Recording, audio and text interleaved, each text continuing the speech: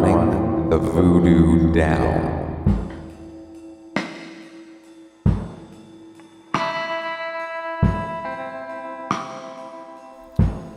You're listening to Running the Voodoo Down, the show that's hot on the trail of the musical experience, trying to find the spirit of the sounds that move you. I'm your host, Micah Dubroy, and I hope you enjoyed today's episode.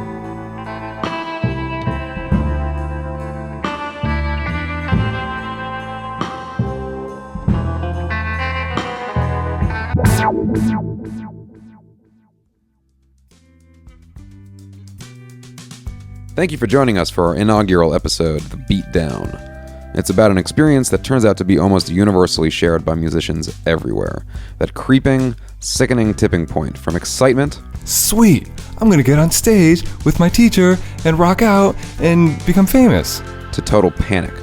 When you realize you're in way over your head and the music you're trying to play presents a challenge you may or may not be able to overcome. That's right, it's about getting your ass kicked on stage and what you could possibly do about it.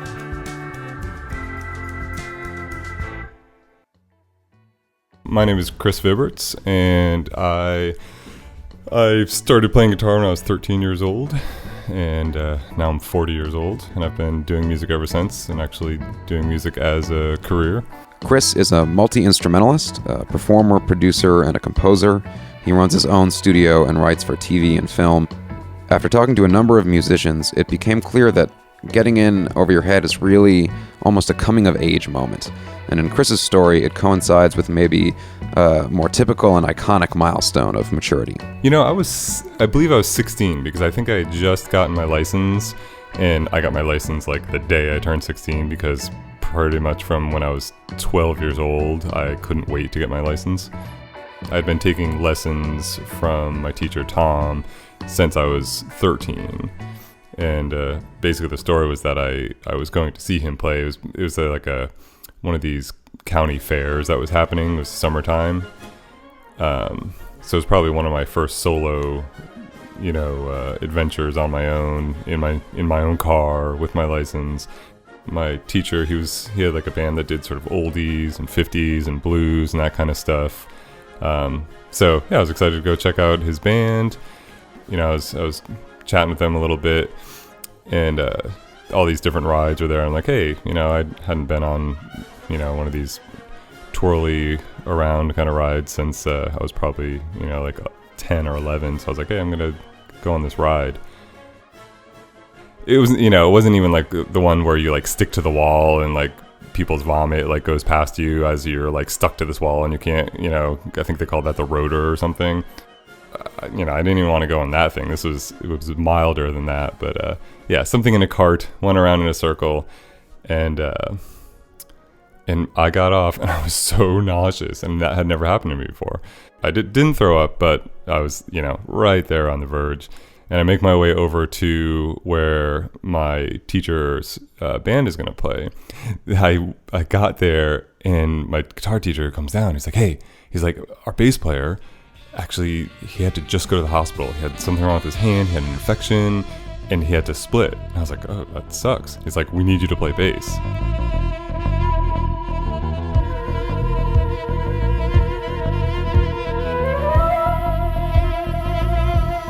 And I think I probably played bass like 3 times in my life, just messing around, but never actually played it with any kind of band situation.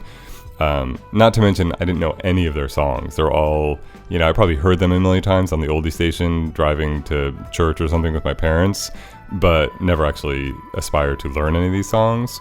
It's a lot of like Smokey Robinson and actually pretty cool stuff, but nothing. I was into heavy metal at the time, so, nothing that I would have spent any time learning. So here I am, I'm totally nauseous, like I could barely stand up.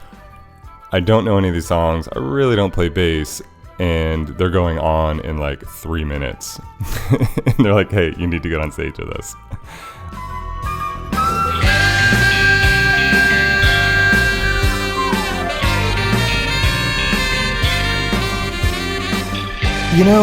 It's funny. I don't clearly, this is a long time ago.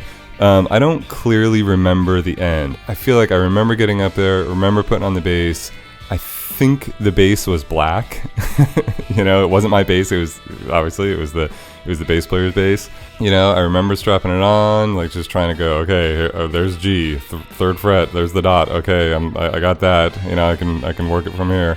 I remember a lot of adrenaline going through my veins, through my body, being pretty scared, but also just like, okay, but focused too, and like, okay, I'm gonna do this. At that point, it all pretty much blurred, and I don't really remember the finale. I have a vague sense of that there was a lot of relief at the end of it, and but I was still nauseous. Like I think I'm pretty sure at the end of the set, I was nauseous. And what actually, now that I'm thinking about it, when I was playing, the nausea subsided a bit. It's like because of all that adrenaline that actually saved me, quite a bit. And then when I finally got off the stage and the adrenaline wore off, then I got nauseous again. Went back to feeling sick. I cannot go on a spinny ride anymore. But I think I got through it. From what I can remember, I got through it. I walked off stage, I lived, and that was probably my first like really just go for it moment on stage. It was like, you know what, you're up here, you just got to go for it, you just got to do it.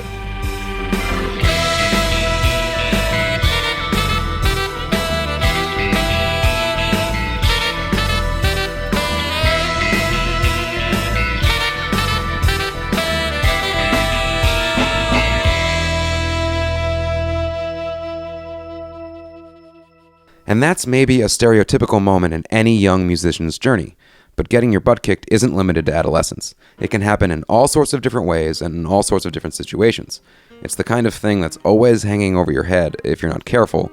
And I asked a few people to come in and talk about the lessons you can learn from these moments and the kind of preparation and mindset necessary to really take these challenges head on.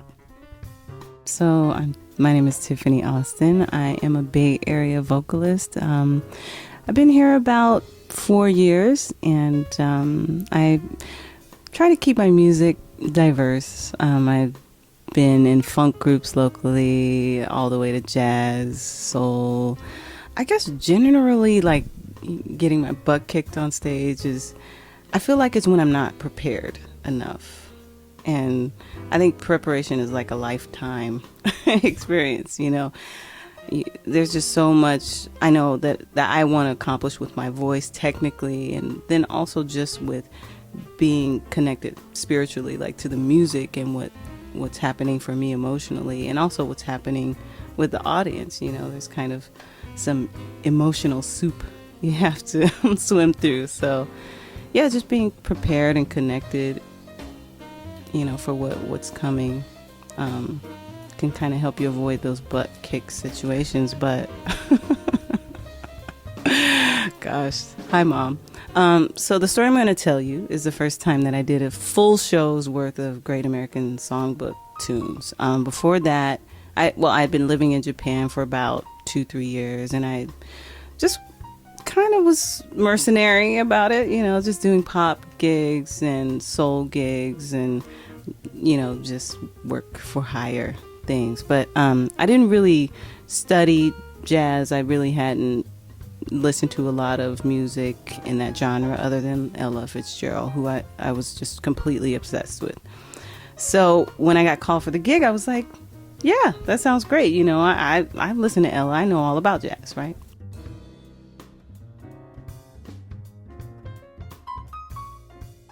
So I go to the rehearsal, and it's the trio rhythm section, and we start playing down these tunes, and there's like these big empty spaces, and they're like, well, aren't you gonna solo? Aren't you gonna scat? And I'm like, what's that? And why? So I could feel my barometer going up because they wanted me to do all this call and response stuff, and I'm like, no, this is karaoke. I just sing the song down, and you guys play it the way that I heard it on the recording. So we had some struggles with that, and they told me, please prepare to improvise. This is like 2 weeks before the gig. So I'm like, yeah, okay, I'll try. And I get to the day of the performance and am completely freaked out. And it's fine, when I was singing stuff down, but we got to all the improvisatory moments and I just floundered. And what I remember about the crowd was there was like zero energy in the room. And that was, well, let me back up. Tokyo audiences, there's not really a lot of like jumping and clapping and grooving because it's people consider it to be more polite to sit and listen and to not make noise, so that everything is clear and everybody can hear what's happening on stage. But, there's smiles and, there's a little shoulder movement, something, but, you could just feel like the vacuum, the abyss open up. At those moments. And then as far as on stage, I mean, you're a musician and when someone's messing up and you get kind of the weird look on your face and the stink eye and, the other musicians are looking at each other and scowling and, I could see that.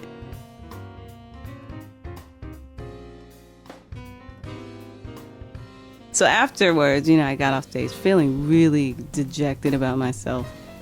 And the drummer comes up to me and he's like, Tiffany, would you like improvisation? Work with me on your improvisation. I was like, yes, please. And afterwards, we just started working together. And I found out that this was Jimmy Smith's nephew. And he had been living in Japan for like 10, 15 years. And so we started working, on that. And I left Japan maybe a year after we started working, so I didn't get a lot of time with him. But it was really inspirational to hear, just nuts and bolts how to go about preparing for music, for a show, preparing to improvise. Because I always thought improvisation was improvisation. Just whatever comes out, no preparation necessary. Squeak, squarks, splorf. But we really did a lot of work with, with theory as well as just work ethic. And I remember another, time that I was working with him, I hadn't slept the night before because I was having some personal stuff go down, and I walk in and he said, did you practice? And I said, no, I had a hard time. And he said, well, Ella had sleepless nights and she came in and she just destroyed the stage. And Coltrane, he walked off, he finished the show, he walked off stage and kept playing. So you have no excuse. And that sounds really extreme when you're going through something really stressful in your personal life. But what was beautiful about that to me is that he really demonstrated that music is a monastic practice. It is a lifestyle. It's not something that you just kind of stroll by and pick up when you feel like it. Not if you want to be a real musician. But that gig, that first one? What was unfortunate about that is that the woman who hired me for the gig, she her image of me kind of calcified after that. So even though I was getting lessons and, working at it, she was just like, no, that was painful and I never want to be in that area code again, that zip code again. So, but I think, when you're in a profession, if you call yourself a professional, that's the risk that you run. And I think it's important to just be realistic about what your abilities are and, to just keep chipping away at your weaknesses and understand, what your strengths are and what you can bring to whatever, type of music you're approaching. I think I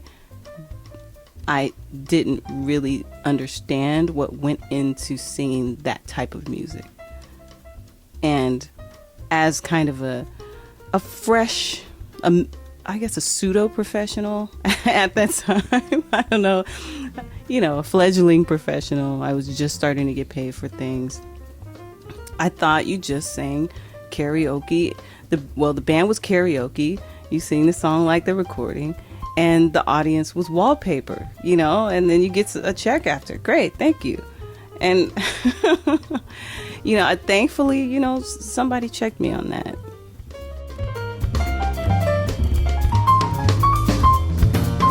So that's Tiffany Austin on getting her butt kicked and living to sing another day. When we come back, we'll hear another perspective on confronting musical challenges, but for now, a word from our sponsors. Thanks for checking out Running the Voodoo Down, folks. Brought to you by BAMM.TV, and you can check out more performance videos, documentaries, episodic content at BAMM.TV. That's with 2 M's. All right, let's get back to the show.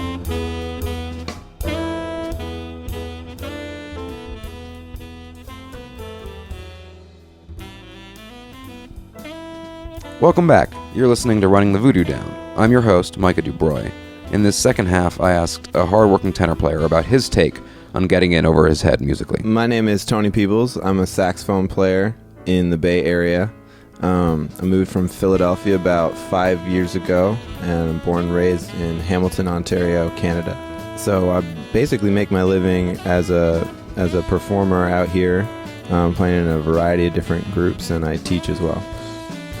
My dad gave me some really good advice at one point. He was a professional classical musician for many years, and he said that you should never find yourself being the best player in the room. Like, you should always be surrounded by players that kind of intimidate you in a good way, you know, to take your playing to another level. And so I've tried to follow that, and whenever I have found myself in that situation in a serious way, where I feel like maybe the worst player in the room, those are the times when I've grown the most. And then even all the greats, especially in jazz, have these horror stories. You know, there's the Charlie Parker getting cymbals thrown at him by drummers and all that sort of thing, and or Coltrane being like laughed out of some club, like stuff like that. Everyone has those kind of stories at some point. You know, all the great musicians do. And what about you? Do you have one of those stories? You know, I think I've been lucky enough to not ever have one that really wounds me, like really bad, you know? And I think that's because I've been ready for those situations when they come up. Like, I've been very aware, I guess. You know, I'm a pretty self-conscious musician, like many of us are, and I'm not the type to go into a situation and just sort of think I'm going to skate through no matter what. Like, I'm always paying attention to how people sound and where I should find myself within the group. But that said, there have still been times where I've been nervous, of course, to go. And typically I'm more nervous about rehearsals than I am about performances. Huh. Yeah. Once I'm playing with the group, and once there's an audience there, I'm sort of more comfortable with taking risks and whatnot than I am just among other musicians who I know are hip to everything that I'm doing. I feel like in rehearsals you're under the microscope a little bit. It leads you into a whole bunch of good discoveries because you look at the kind of gigs that you have been playing now and the people that you have been playing with, and then you start comparing it to this most recent experience of getting your butt kicked, you know, and you realize how much you've grown from getting your butt kicked, and then you maybe start to prioritize those gigs, you know, those gigs where you find yourself looking around and being like, wow, I'm just so lucky to be here. So it's not the kind of situation you want to avoid. In fact, it's the kind of situation you want to embrace and take as many of those as you can. In fact, if there were more, I think I would be a better player for it, you know.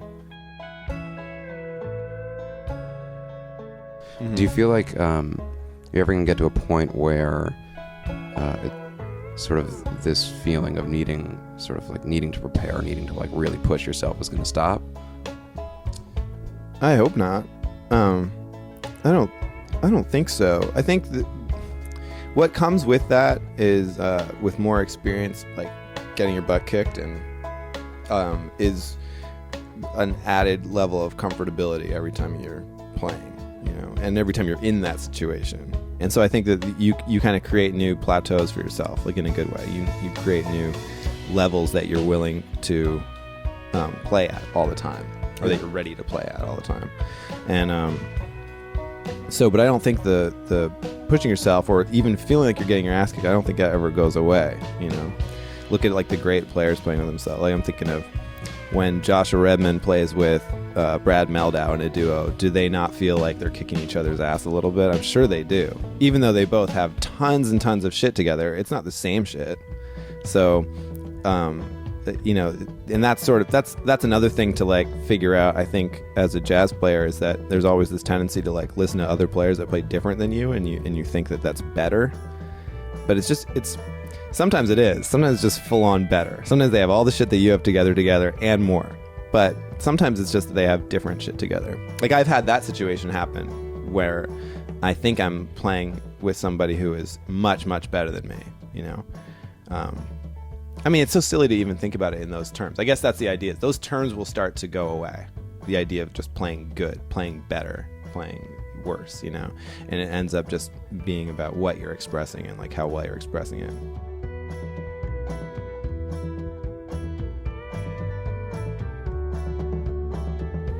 So those are the types of things that musicians can think about when being confronted with a serious challenge.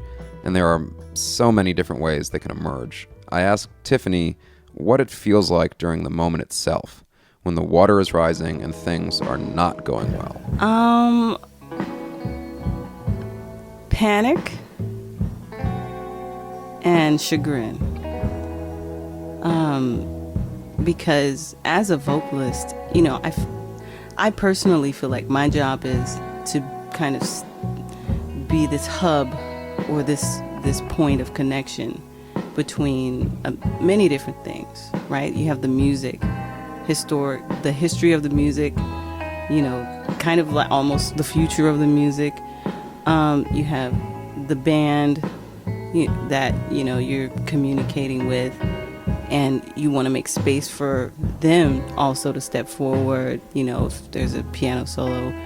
And then you also have to deal with communicating with the audience and giving them cues. And so you're kind of swimming in all this expectation and in all these responsibilities.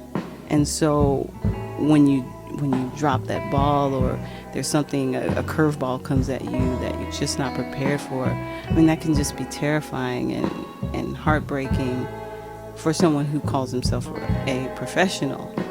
And but for me, when I have those moments, something that I always harken back to, that early show, that one in Tokyo where I failed so miserably. And see where I am now, where I'm playing with people that I really admire, and they have faith in me, and I wouldn't have gotten a call for this gig if they didn't feel like I was qualified. So,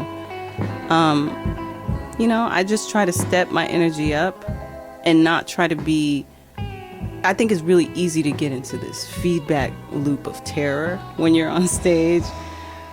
And for me, it's all about the recovery.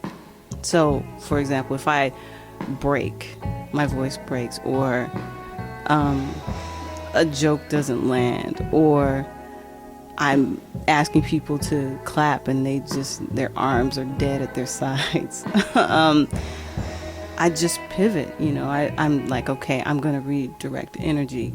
I need to come back on this next verse stronger, with more intention, more power, more love. And what happens when it goes right? Oh, it feels like the Holy Ghost. It feels, yeah, it's like the craziest high ever. I actually just recently, I just had the best gig of my life last week. And it was so weird because it was in this, you know, really big space, and people were saying, oh, well, the acoustics are not, before the gig, you know, some other people were saying, oh, the acoustics are not that great in here. People are going to be flowing in and out. You know, you might not have, you know, a very focused audience. Almost like it might just be background music. But once we started, and people are clapping and dancing by the end of it, and the whole band is smiling at each other, feeding off each other, like yelling at each other, like, go on, man. And and you know, I had finished the solo, and the sax player in the gig was like, you've got them in the palm of your hand. And it was just, it wasn't like this feeling of like, oh, I control them, I have them, but it was just like, yes, this is what an artist does. An artist connects. It also kind of inspires a different kind of concern, right? Because once you feel that feeling, you want to recreate it. So you walk off stage. Well, after that gig I just described, I walked off stage and I said, how do I have this feeling this feeling and this response from everybody involved on every single gig? You can't intellectualize that. How do you record a feeling and recall a feeling in real time every time you hit a stage?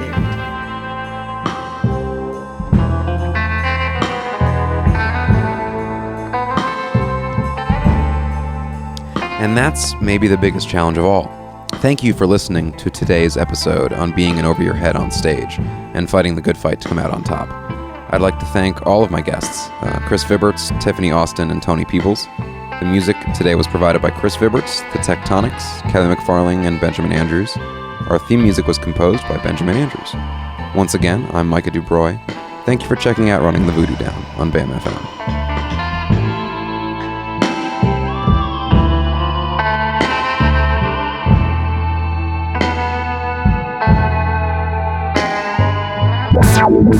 Wow.